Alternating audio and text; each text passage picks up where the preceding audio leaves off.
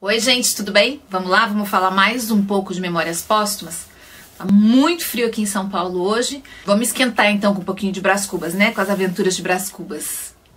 Bom gente, paramos no capítulo que se chama De Repouso. Olha só como é que ele fala. Não hei de contá-lo nessa página. Fica esse capítulo para repouso do meu vexame. Uma ação grosseira, baixa e sem explicação possível. Repito, não contarei o caso nesta página.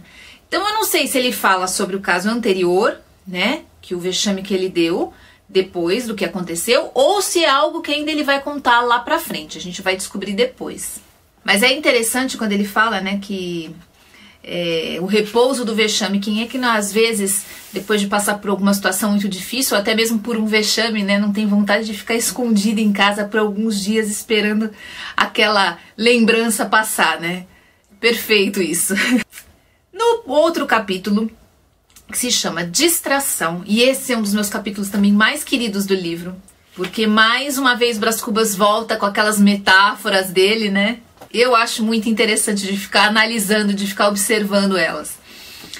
Bom, nesse capítulo aqui, ele acaba se distraindo com afazeres da vida e se atrasa por mais de uma hora num dos seus encontros lá com Virgília na casinha de Gamboa.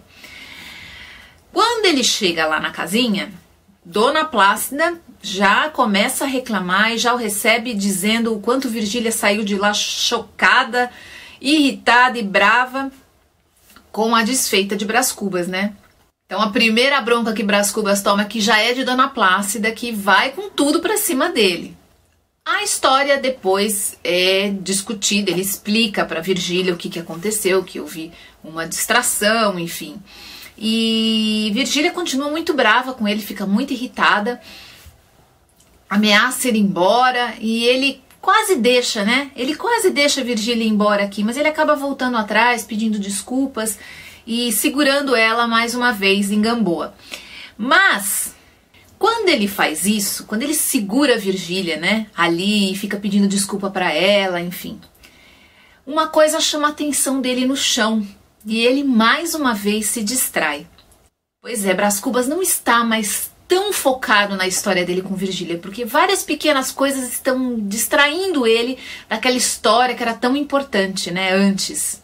Virgília, inclusive, começa a louvar o marido, que era uma coisa que Brás Cubas queria, né, ele estava meio que esperando isso. Ela fala bem do marido em algum momento, e para fazer ciúmes para ele, ela começa a fazer isso. E é nesse momento que ele repara no chão, no movimento de uma mosca que está sendo picada por uma formiga, mas ela está tentando caminhar, fugir da formiga, sem perceber que ao fazer isso, ela está trazendo a formiga junto com ela. A formiga continua indo junto com a mosca. Olha só como é que Brás Cubas descreve essa cena aqui. Eu, sentado com os braços fincados nos joelhos, olhava para o chão onde uma mosca arrastava uma formiga que lhe mordia o pé. Pobre mosca, pobre formiga. Quando ele diz pobre mosca, pobre formiga, ele diz que tanto uma quanto a outra são vítimas ali de uma situação mal sucedida que não vai ter fim tão cedo se permanecer naquele mesmo movimento, né? A mosca não vai se ver livre da formiga e nem a formiga vai conseguir se ver livre da mosca. Eu achei muito simbólico essa história aqui da formiga com a mosca, principalmente nesse momento em que a história dos dois já está muito ameaçada, né? Já está muito estremecida. Eles não estão envolvidos mais como antes. E quando ele fala dessa formiga que é arrastada pela mosca e da mosca que acaba tentando fugir da formiga, mas arrasta ela atrás dela, existe aí, eu acho, uma associação, né, uma metáfora entre a vida real e essa pequena observação de Brás Cubas ali no chão da casinha. E ele volta a falar dessa mosca e dessa formiga, olha só. Lembra-me sim que na agitação caiu um brinco de Virgília, que eu inclinei-me a apanhá-lo, e que a mosca de a pouco trepou ao brinco, levando sempre a formiga no pé. Então eu, com a delicadeza nativa de um homem do nosso século, pus na palma da mão aquele casal de mortificados Pedi um grampo a Virgília, a fim de separar os dois insetos, mas a mosca farejou a minha intenção. Abriu as asas e foi-se embora. Pobre mosca, pobre formiga. E mais uma vez ele observa aquela situação de enrosco ali daqueles dois seres mortificados. Ele fala, os dois seres estão mortificados, quer dizer, eles estão fadados à morte, né? É uma metáfora muito interessante aqui para definir bem como que era a situação deles, como que estava aquele momento, né, a relação entre eles. No capítulo seguinte, todo mundo toma um susto, porque quem aparece na casinha? Lobo Neves.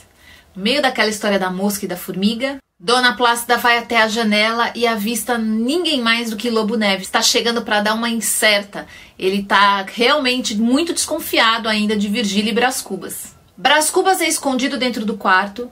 Virgília fica com Dona Plácida na sala e recebe Lobo Neves como se nada tivesse acontecido. Lobo Neves parece não cair muito na conversa ali de Virgília, de que estava ali visitando Dona Plácida, uma amiga, enfim. Mas vai com ela e embora. Enquanto isso, Brás Cubas está lá, dentro do quarto. E é a partir do ponto de vista dessa história lá dele, né? Lá da onde ele tá, que a gente tem o capítulo seguinte, que se chama Equivalência das Janelas. Ele meio que explica pra gente um pouco mais daquela teoria dele, da lei da equivalência das janelas, né? Quando uma se fecha, outra tem que imediatamente se abrir. Aqueles 10 minutos que ele passa dentro do quarto escondido vão cobrar dele depois algum outro movimento para que ele se sinta bem novamente. É isso que ele chama da lei da equivalência das janelas, né? Você pode até fazer alguma coisa que se você se sinta muito mal, você se sinta arrependido, culpado, enfim, desde que logo na sequência você faça algum movimento que te traga um bem-estar muito grande, a coisa fica equilibrada. E qual foi esse movimento dele? Assim que ele saiu do quarto, ele disse a Dona Plácida, vou atrás de Virgília para buscá-la e tirá-la do seu marido, de Lobo Neves. Pô, a cena devia ter sido, no mínimo, muito engraçada, né? Porque a gente sabe que Brás Cubas não teria coragem pra isso. Se ele tivesse, ele teria saído no momento que o Lobo Neves chegou lá na casa, né? Ele até quis, mas não durou nada essa coragem dele.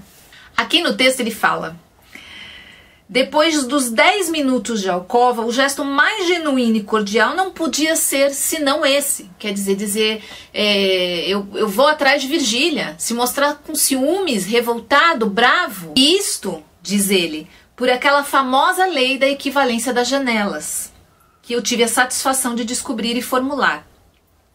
Era preciso arejar a consciência, quer dizer, se uma janela fechou e deixou o ar ali na consciência, deixou a circulação da consciência, o peso da consciência pesado, grande demais para ser carregado, imediatamente a abertura de uma outra janela iria aliviá-lo. Então esse gesto dele de se mostrar revoltado, enciumado e com raiva de Lobo Neves, meio que apaziguou ali aqueles minutos em que ele passou o vexame de ficar escondido num quarto enquanto Lobo Neves vinha buscar a sua esposa. E aí que no capítulo seguinte ele começa a pensar que esse jogo entre ele e Virgília está perigoso. Por isso que o capítulo se chama Jogo Perigoso.